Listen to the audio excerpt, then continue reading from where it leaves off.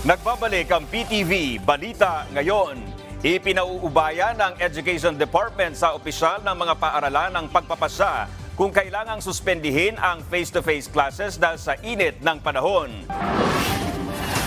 Sa pahayag ng DepEd, ipinaalala nito ang inilabas na department order na nagbibigay ng kapangyarihan sa mga school head na magpatupad ng alternative delivery modes dahil sa mainit na temperatura o kapag may kalamidad na pwedeng makompromiso ang kalusugan ng mga estudyante at guro.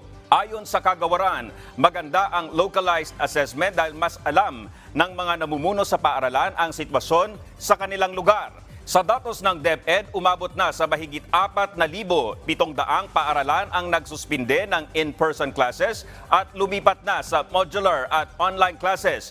Katumbas ito ng mahigit 2 milyong estudyante sa NCR, Ilocos, Central Luzon, Calabarzon, Mimaropa, Bicol Region, gayon din sa Western, Central at Eastern Visayas, Zamboanga Peninsula at Soc-Sargen.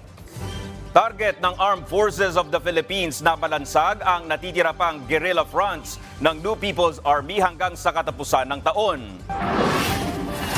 Ayon kay AFP Chief of Staff General Romeo Bronner Jr., puspusan ang kanilang mga operasyon kaya't madalas ang engkwentro sa pagitan ng mga sundalo at mga rebelde. Isinabay na rin nila ang pinaigting na operasyon laban sa iba pang banta sa seguridad ng bansa, tulad ng local terrorist groups.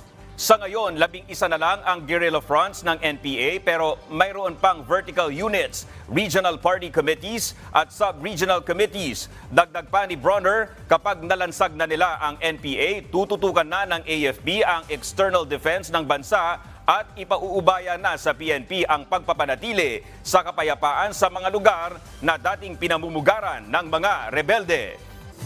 At yan ang mga balita sa oras na ito. Para sa iba pang update, i-like at i-follow kami sa aming mga social media account. Ako po si Dominic Albelor para sa Pambansang TV sa Bagong Pilipinas. Magandang umaga.